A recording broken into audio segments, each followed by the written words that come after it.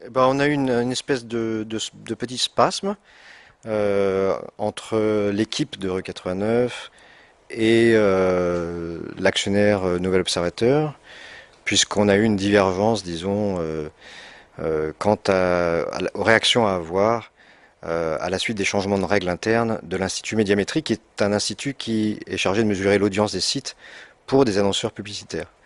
Voilà, nous on aurait aimé garder notre marque indépendante, Rue 89, notre URL rue89.com, mais il se trouve que dans le cadre de la stratégie du Nouvel Observateur, la direction du Nouvel Observateur a préféré agglomérer l'audience de Rue 89 avec celle du Nouvel Observateur, ce qui a conduit à des changements du haut de la page de Rue 89, euh, sur lequel voilà, nous n'étions pas en accord.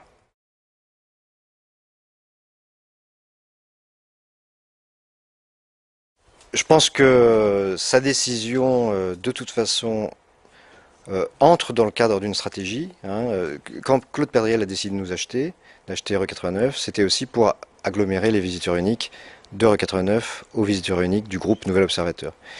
Et donc c'est une stratégie qui remonte il y a 2 ans.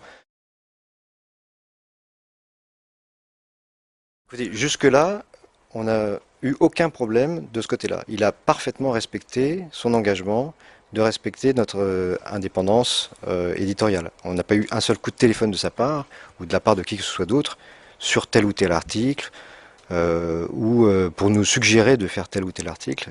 Rien du tout. Donc moi, oui, je le crois. Et il a réitéré cet engagement de façon très formelle, par une lettre aux salariés, aux journalistes. Il a remis des moyens sur E89. Donc voilà, je n'ai aucune raison de penser que ça changera. Au sein de la rédaction, non. L'équipe a été très très soudée pendant cette semaine. Avec le directoire, il y a forcément eu une petite dissonance parce que nous, à la direction, on n'a pas la même position que les journalistes salariés. Hein, on est directement en contact avec notre actionnaire, mais l'ambiance ne s'en est pas ressentie. Il y a encore une belle unité et un beau dynamisme au sein de cette équipe. Alors, on pouvait craindre un tournant. On peut craindre un tournant, on pouvait le craindre, oui. C'est pour ça que cette grève a lieu. Maintenant, on va voir, hein, l'avenir va le dire. Notre actionnaire nous assure que l'indépendance du site sera préservée, qu'on pourra continuer à faire ce qu'on fait, c'est-à-dire construire un site innovant. On a plein de projets en cours. Il y en a un qu'on vient de lancer qui s'appelle Re 89 Weekend.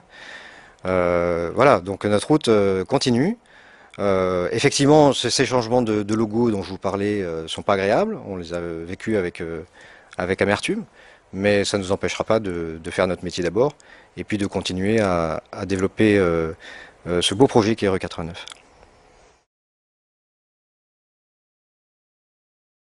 On pense sans cesse au modèle économique. On y pensait avant ce qui s'est passé cette semaine, on y pensera après.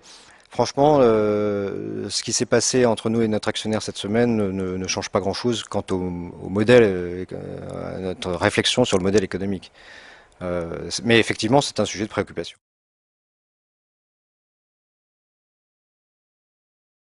Simplement, il se trouve qu'il a parlé au téléphone à un journaliste de l'Express sans lui avoir dit que ce serait pour faire une interview question-réponse. Donc il y a eu un malentendu entre lui et le journaliste.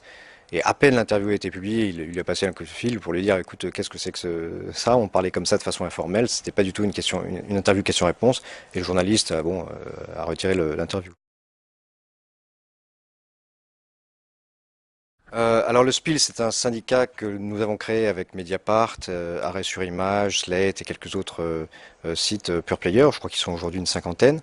Nous l'avons quitté parce qu'il y a eu une divergence entre le groupe Nouvel Observateur et le SPIL sur la question de la taxe Google à l'époque. C'était une question effectivement où il y avait deux positions très tranchées. Le Nouvel Observateur était un peu en porte-à-faux puisque sa direction défendait une thèse et nous défendions une autre thèse. Voilà, donc il y a eu une espèce de dissonance et ils nous ont demandé de quitter le SPIL.